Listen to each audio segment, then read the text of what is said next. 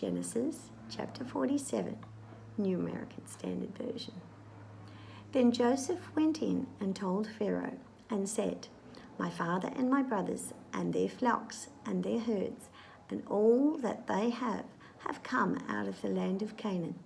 And behold, they are in the land of Goshen." And he took 5 men from among his brothers and presented them to Pharaoh. Then Pharaoh said to his brothers, "What is your occupation?" So they said to Pharaoh, "Your servants are shepherds, both we and our fathers." They also said to Pharaoh, "We have come to reside in the land, for there is no pasture for your servants' flocks, for the famine is severe in the land of Canaan. Now therefore, please let your servants live in the land of Goshen." Then Pharaoh said to Joseph, "Your father and your brothers have come to you. The land of Egypt is at your disposal. Settle your father and your brothers in the best of the land. Let them live in the land of Goshen. And if you know any capable men among them, then put them in charge of my livestock."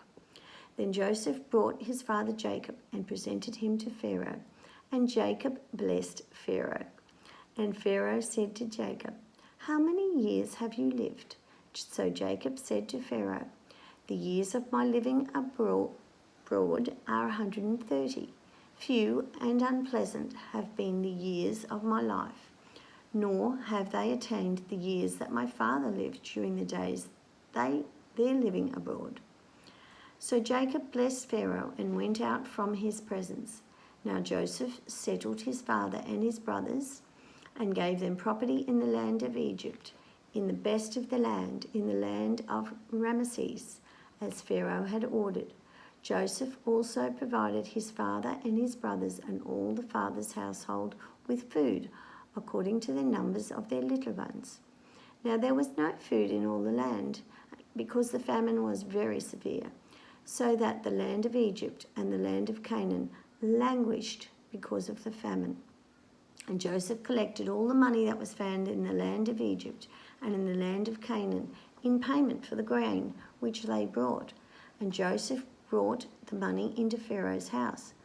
When the money was all spent in the land of Egypt and in the land of Canaan, all the Egyptians came to Joseph, saying, "Give us food, for why should we die in your presence? For our money is gone." Then Joseph said, "Give up your livestock, and I will give you food for your livestock, since your money is gone." So they brought their livestock to Joseph, and Joseph gave them food in exchange for the horses and for the flocks, and the herds and the donkeys, and he fed them with food in exchange for their livestock that year. But when that year ended, they came to him the next year and said to him, "We will not hide from my lord the fact that our money is all spent, and the livestock are my lord's. There is nothing left for my lord except our bodies and our land. Why should we die before your eyes, both we and our land? Buy us and our land for food, and we and our land will be slaves to Pharaoh. So give us seed so that we may live and not die, and that the land may not be desolate." So Joseph brought all the land of Egypt for Pharaoh, and from every Egyptian sold his field, because the famine was severe upon them. So the land became Pharaoh's. As for the people, he relocated them to the cities, from one end of Egypt's border to the other. Only the land of the priests he did not buy, because the priests had an allotment from Pharaoh, and they lived off the allotment which Pharaoh gave them. Therefore they did not sell their land. Then Joseph said to the people, "Behold, today I have purchased you and your land for Pharaoh. Now here is seed for you, and you may sow the land. At the harvest you shall give 1/5 to Pharaoh, and 4/5 shall be your own for seed of the field, and for your food, and for those of your household, and as food for your little ones." So they said to him, "You have saved our lives. Let us find favor in the sight of my lord, and we will be Pharaoh's slaves." Joseph made it a statute concerning the land of Egypt, valid to this day, that Pharaoh was to have 1/5. Only the land of the priests did not become Pharaoh's.